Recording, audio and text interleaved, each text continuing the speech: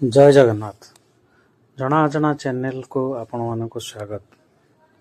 आज आम आलोचना करिबा किछि वास्तु नियम जहाँ आपणक समस्या को दूर करिवो एवं आपणक घर को खुशी आनिवो। सुख एवं शांतिपूर्ण जीवन यापन पाई घरे 5टी उपादानर एक संतुलन करिबा जरूरी। घरर प्रत्येक वस्तु कौनसी ना कौनसी उपादान को प्रतिनिधित्व करे।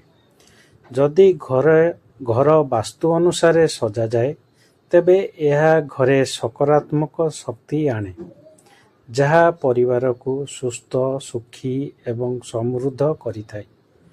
वास्तुनीति अनुसार आभ्यंतरीण साजसज्जा वास्तु दोष को दूर करिबा किंबा कम करिबारे साहाय्य करिपारिबो। घरे सुख शांति एवं एक सुसंगत परिवेश बजाय रखिया पाई किछि वास्तु नियम ग्रहण करा जाई पारे।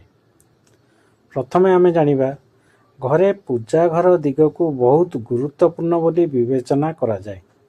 जदि यह को सठिक स्थान रे रखा जाए नहीं किंबा पूजा घर दिगरे कौनसी भारी जिनिस रखा जाए तेबे यह घर उपरे बहुत नकारात्मक प्रभाव पकाए। मनर शांति एवं घरर सर्वांगीन विकास पाई पूजा घर उत्तर पूर्व कोण रे रहिबा उचित, कारण यह देवता मानकर स्थान। यह सहित पूजा घरर उपरे किंबा तले केबे भी शौचालय रोषेई घर किंबा सीढ़ी रखंतु नाही। द्वितीय रे आमे जानिबा जदिओ सबकिछि ठीक अछि तथापि आपण अनुभव करती जे टंका आपणक हाथ रे रहू नाही। जदि आपणको आपणक घरर दक्षिण पूर्व अंचलरू नील रंग हटाइबा को पड़िबो तेबे एही दिगरे हालुका कमला एवं गोलापी रंग व्यवहार करंतु। 3 रे आमे जानिबा घरो नियमित भावरे बुढ़ियाणी जाल धूली एवं मैला बाहर करिबा द्वारा घरे नकारात्मक शक्ति रहिबारु रोकिथाए। 4 होची पार्किंग पाई उत्तर पश्चिम क्षेत्र व्यवहार करिबा शुभ बोली विवेचना करा जाए। 5 रे होची फूल बैंड किंबा पात्र रे थिबा गछ गुड़िक नियमित पानी देवा उचित। जदि कौनसी गछ सुखी जाए तेबे यह को तुरंत हटाई दियंतु। 6 रे होची दक्षिण पश्चिम दिगरे छात उपरे पानी टांकी रखिबा लाभदायक। 7 होची द्वार खोलिबा एवं बंद करिबा समय रे कठोर शब्द एड़ाइबा पाई यह को सावधानतार सहित बंद करंतु। 8 जदि आपणक घरे ठाकुर घर अछि तेबे शुभ फल पाइबा पाई सेठारे नियमित प्रार्थना करिबा उचित। दक्षिण पश्चिम दिग कोठरी पूजा पाई व्यवहार करा जिबा उचित नुहे। 9 रे रोषेई घरर प्लाटफर्मर दक्षिण पूर्व कोण रे गैस चूल्हा रखिबा। उभय पार्श्वरे किछि इंची स्थान छाड़िबा वास्तु अनुपालक बोली विवेचना करा जाए। 10 शयन कक्षरे ड्रेसिंग टेबुल सर्वदा उत्तर किंबा पूर्व दिगरे रखिबा उचित। सोइबा समय दर्पण को घोड़ांतु। 11 कौनसी परिस्थिति रे दक्षिण दिग को मुह करी सोइबा उचित नुहे।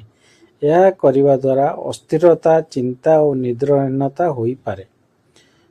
12 शयन कक्षरे मुख्य द्वार आड़क मुह करी सोइबा उचित नुहे। मुंड पूर्व दिग को एवं पाद पश्चिम दिग को मुह करी सोइबा द्वारा आध्यात्मिक भावना बुद्धि पाए।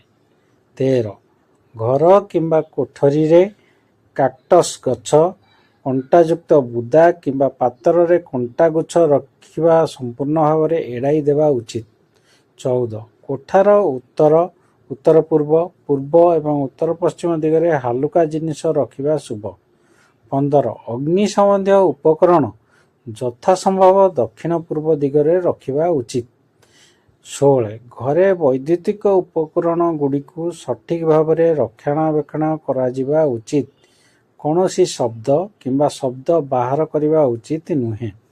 17 सुसंगत संपर्क पाई अतिथि कोठरी उत्तर किंबा पश्चिम दिगरे रहिबा उचित। 18 ଉତ୍ତର ଉତ୍ତର ପୂର୍ବ ଦିଗରେ ଔଷଧ ରଖିବା ଦ୍ୱାରା ଦ୍ରୁତ ଫଳାଫଳ ସୁନିଶ୍ଚିତ କରେ।